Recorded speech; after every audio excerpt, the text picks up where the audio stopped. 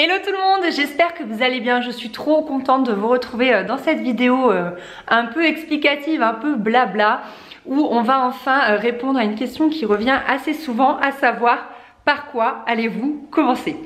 Donc il faut savoir que pour la première maison, on s'était débrouillé absolument tout seul pour faire les plans, pour savoir où on voulait mettre la chambre, etc. Parce que la maison était petite et c'était plutôt simple. Ici c'est tellement grand, il y a tellement de possibilités qu'il fallait vraiment qu'on ait l'aide d'une architecte d'intérieur. Néanmoins on avait une idée assez précise de ce qu'on voulait, mais c'est vrai qu'il y avait quelques petits détails où on avait besoin de son avis et de ses précieux conseils. Donc là on a eu son premier retour et on a effectué, enfin on a vu avec elle quelques changements qu'on souhaiterait effectuer parce que voilà, ça ne nous convenait pas, mais il y a aussi quelques autres idées qu'on a prises et qu'on a trouvé absolument géniales. Donc là l'idée, ça va être dans un premier temps de vous montrer les plans de la maison telle qu'elle est actuellement. Alors vous l'avez déjà visité avec moi dans une vidéo, je vous remettrai en barre d'infos ou dans le petit i. Et donc vous l'avez vu vide, vous avez vu un peu comment elle était faite, mais c'est vrai que c'est un peu un labyrinthe, donc je me suis dit que j'allais vous montrer les plans. Et ensuite ce que je vais faire, c'est que je vais pour le moment vous expliquer qu'un seul étage. Donc pour le moment au niveau du rez-de-chaussée, on rentre nous par ici. Donc là c'est là où il y a le grand jardin, ce que j'appelle le grand jardin. Là il y a le garage de Chris, on rentre par ici, vous savez là il y a mon bureau. Et là il y a un portant où je mets mes vêtements. Ici on a accès à un escalier en colimaçon et là on a une buanderie. Donc là où moi actuellement il y a ma machine à laver et l'adoucisseur, vous avez vu l'installation. À droite il y a le salon, donc je vous ai déjà publié le room tour. Ici il y a une toute petite marche où il y a ma table à manger et ici il y a la cuisine. Là il y a un sas avec le fameux escalier qui est très joli. Là on donne vers le petit jardin que vous avez vu également puisque je vous avais fait un avant-après. Et là nous avons notre chambre que vous avez également vu dans un room tour. Je vous mettrai tout en barre d'infos si vous voulez tout re-regarder. Et par un accès à l'arrière il y a notre salle de bain avec un WC.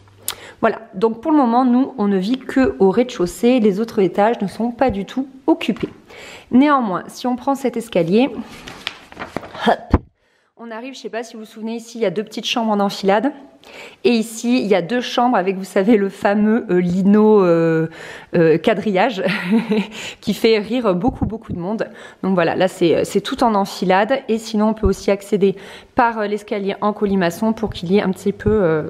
c'est un peu plus facile d'accès, mais bon, tout ça c'est très compliqué, donc on va bien évidemment le refaire. Et ici c'est toute la zone qu'on a cassée, que vous avez vu dans les précédents vlogs. Donc on a cassé ce mur, on a cassé enfin absolument tous les murs. Ici il y avait une salle de bain rose, un WC rose, ici vous savez c'était plein de placards. Enfin voilà, je sais pas trop si vous vous remettez, mais cette zone est déjà cassée. On a commencé par là parce qu'on avait à la base dans l'idée de pouvoir très vite faire le bureau de Chris, mais en fait ça va pas être faisable.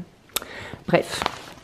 Et enfin, au dernier étage, donc ce qu'on appelle le pigeonnier, c'est là où on va monter tout de suite. Donc là, on arrive ici par l'escalier en colimaçon et pareil, on a 4 pièces en enfilade, 1, 2, 3, 4. Et ici, une petite pièce qui est actuellement une espèce de dressing. En fait, il y a des niveaux. Et tout de suite, quand on rentre à gauche, il y a un petit escalier qui monte encore à une toute petite pièce assez bizarre. Vous savez, c'est là où j'avais eu peur de l'oiseau. Bon, je sais pas du tout si en l'état des choses c'est clair pour vous et si vous vous repérez, mais voilà, par quoi allons-nous commencer? Alors, il y avait plusieurs problématiques à prendre en compte. La première, c'est que nous allons vivre ici pendant toute la durée des travaux, et la deuxième problématique, c'est que les travaux vont durer très longtemps parce qu'ils sont colossaux et que on va faire au fur et à mesure de notre énergie et sûrement également au fur et à mesure de nos moyens financiers. Donc l'idée c'est de pouvoir vivre convenablement sans être en galère ici pendant toute la rénovation, donc à savoir d'avoir une chambre confortable, une salle de bain confortable et une cuisine confortable. Donc on ne peut absolument pas modifier le rez-de-chaussée en l'état des choses. On a eu une idée, c'est-à-dire qu'on va d'abord faire le dernier étage, donc le deuxième étage, le niveau 3, rez-de-chaussée, premier, deuxième, donc le niveau 3, et on va faire une espèce d'appartement. Ça fait 100 mètres carrés, donc on va pouvoir, enfin ça fait la même taille qu'ici en fait, on va pouvoir y vivre très convenablement. Donc on va y faire 2 chambres, un salon, une cuisine, une salle de bain. Donc je vais tout vous montrer à l'étage, et comme ça une fois qu'on sera bien installé là-haut, qu'on sera bien au sec, On va pouvoir ensuite rénover le rez-de-chaussée et le premier étage en même temps. Là on va faire les deux en même temps puisque on n'y vivra absolument pas et ainsi on sera comme protégé de la poussière. On dit que la poussière descend, donc c'est vrai que pour le moment quand on va vivre au rez-de-chaussée et qu'on va rénover tout en haut, eh bien il y aura le premier étage qui sera comme un sas où finalement la poussière va tomber, etc. Et quand on vivra tout en haut, eh bien on pourra rénover le bas sans être trop embêté voilà, par les désagréments des travaux. Donc voilà quelles ont été nos idées. Donc on va clairement commencer comme ça. Pour le moment on ne commence pas parce qu'on est bloqué par notre maçon qui s'est blessé. Donc ça a été, enfin ça m'a fait tellement de peine pour lui. A priori bon ça va, hein, il n'est pas en danger, mais voilà, il s'est quand même blessé et du coup il a fallu attendre qu'il récupère parce qu'on a une ouverture à faire et une partie du toit à refaire et un mur à tomber. 3 choses, donc écoutez, on va monter, je vais vous montrer tout de suite. Donc vous savez, là je suis dans l'entrée, là où il y a mon bureau. Là il y a une porte avec à gauche la buanderie et ensuite le fameux escalier en colimaçon qui permet de monter tout en haut. C'est le seul qui permet de monter tout en haut. Donc, première chose, personnellement, moi cet escalier me fait flipper vraiment. Déjà il est très sale, donc on va bien évidemment le rénover. Et surtout, au-dessus de ma tête, on va mettre un puits de lumière, un châssis fixe en fait pour vraiment pouvoir éclairer un peu cet escalier lugubre parce qu'on ne pourra pas faire d'autres ouvertures. Et puis de toute façon, comme vous pouvez le voir, le toit, l'isolation, bref, tout est à refaire. Alors, quand on entre, vous vous souvenez donc il y a l'escalier qui monte au pigeonnier et ici il y a comme une grande pièce. Donc là ce serait notre entrée salon, donc peut-être qu'on ferait tomber ce bout de mur, je ne suis pas sûre encore. Je suis désolée, il y a des travaux dehors, si vous entendez du bruit c'est ça. Donc voilà, je sais pas trop le salon encore comment on va le faire. Ce qui est sûr c'est que moi je visualise très bien ma cuisine ici avec un seul pan en fait. Je la vois pas du tout ni en L ni avec un îlot central.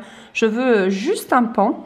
Ici donc là où on a besoin de notre maçon, c'est que on voudrait une grande fenêtre panoramique. Ah, également ce que j'ai oublié de vous dire, c'est que forcément on prend du retard entre guillemets parce que maintenant qu'on est d'accord sur les plans, il va falloir qu'on dépose le dossier en mairie, il va y avoir 2 mois d'instruction, etc. Donc ça va être assez long. Enfin voilà, là je vois une belle fenêtre panoramique, ça va être trop beau et c'est ce mur qu'on souhaite faire tomber qui tient le faîtage. Donc du coup forcément on a besoin d'un maçon. Il faut savoir que notre maçon est également couvreur, donc c'est pour ça qu'il va pouvoir nous refaire la deuxième partie du toit. Ici à la base moi je voyais notre salon, mais c'est vrai qu'on a besoin d'une chambre d'amis parce qu'on reçoit toujours beaucoup d'amis, donc je souhaiterais faire ici et à peu près jusque là une toute petite chambre de 9 mètres carrés, histoire voilà juste de mettre notre lit d'amis parce que c'est vrai qu'on reçoit beaucoup de familles, donc beaucoup de notre famille pardon, donc c'est vrai qu'on a besoin voilà, d'avoir une chambre d'amis, on peut pas juste se faire un appartement pour nous. Du coup après il n'y a plus trop de modifications, donc à part donc notre maçon couvreur qui doit refaire toute cette partie du toit. Ici on laisse comme ça et en fait on a décidé de transformer cette espèce de dressing en salle de bain. Voilà, et de mettre des vitres pour pouvoir bénéficier du second jour ici. Voilà, parce que c'est quand même assez lumineux, donc autant en profiter. Et ici ce serait notre grande chambre, je crois que ça fait un peu plus de 20 mètres carrés. Donc c'est une pièce assez sympa je trouve, donc ça sera assez joli en chambre. Donc voilà pour les explications au niveau de l'étage. Pour le moment on ne sait absolument pas si on rénove le pigeonnier, si on fait quelque chose. Parce que c'est vrai que c'est un peu une pièce, genre c'est le 4e étage, enfin non le 3e étage, le 4e niveau. Et je vois pas trop ce qu'on pourrait faire ici. On se pose pas mal de questions, donc il y a encore une fenêtre là. Et vous savez c'est une petite pièce, je l'aime pas, elle me fait peur. C'est une petite pièce où en fait il y a des ouvertures qui ont été fermées et je vois pas du tout ce qu'on pourrait faire ici. Donc si vous avez des idées, ça me ferait assez rire de voir un petit peu toutes les idées que vous pouvez avoir de voilà, que faire de cette petite pièce, sachant que le fêtage là, toutes les poutres et tout, faudrait tout refaire. En fait le problème c'est que c'est pas une pièce dont on a besoin, c'est pas une pièce urgente à rénover et en plus c'est une pièce qui va être hyper coûteuse parce que s'il faut mettre des fenêtres, ça fait des frais en plus et s'il faut refaire tout le toit, voilà, beaucoup de frais pour finalement une pièce dont pour le moment on n'a pas besoin. Oula, c'est-à-dire que le soleil ici c'est trop beau quoi. La fenêtre est tellement sale, mais le soleil arrive quand même à passer à travers. Bien, donc maintenant j'aimerais vous expliquer par rapport aux anciens plans. Donc vous savez, on arrive par ici. Donc ici je voyais bien une entrée et par ici un coin salon. Je sais pas encore trop comment, mais justement on est en train de voir ça avec l'archi. Ici un grand bandeau de cuisine avec là ma table à manger. Voilà, je ne souhaite pas d'îlot ni de L ni rien. Ici on va agrandir la fenêtre pour faire une grande fenêtre bandeau. Ici ce mur tombe. Ici hop, une chambre d'amis de 9 mètres carrés à peu près. Donc ici on souhaite garder un bout de mur. Ce que je vous ai pas dit, c'est que là je voudrais mettre mon bureau. Ici ça nous permettrait de mettre un grand placard. Ici salle de bain WC, on ne sait pas encore si on sépare le WC de la salle de bain. Et ici notre grande chambre, donc elle fait 25 mètres carrés. Donc elle est vraiment très grande, notre grande chambre parentale. Et sinon pourquoi pas je mets mon bureau dans la chambre. Je ne sais pas encore trop. Donc voilà, ce sera ça, les premiers travaux. Donc là, comme je vous disais, ce qu'on attend pour pouvoir commencer le gros œuvre, c'est notre maçon et c'est surtout l'autorisation de la mairie pour l'ouverture de la fenêtre, parce que pour l'ouverture des 2 murs et refaire le toit, ça on n'a pas besoin d'autorisation puisqu'on refait à l'identique. Et voilà, donc on espère que ça va commencer bientôt. Pour le moment, on est sur notre gros projet piscine parce que comme je vous ai expliqué, comme on veut la réduire, on s'est dit que c'était trop une bonne idée de le faire maintenant.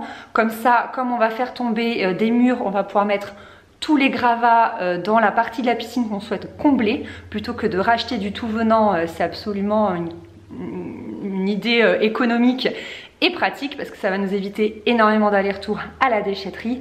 Donc voilà, là on termine le projet piscine. Le maçon devrait pas tarder à intervenir chez nous et je pense qu'après on passera en second œuvre. D'ici on est quoi là, on est en mars, oui, mais on espère d'ici fin mai début juin, on espère. Après franchement on sait très bien qu'en termes de travaux, question délai, c'est très difficile d'avoir quelque chose d'assez précis. Voilà, écoutez, j'espère que cette vidéo explicative aura pu un petit peu vous faire comprendre quel est notre projet. On a vraiment hâte de commencer, on a plein d'idées. Voilà, moi je vous ai un peu expliqué globalement, mais comme je vous dis toujours, c'est pas à l'abri de changer. Et puis dans le temps, je vous ferai d'autres vidéos où je vous expliquerai comment, ce qu'on voit pour le rez-de-chaussée et ce qu'on voit pour le premier niveau.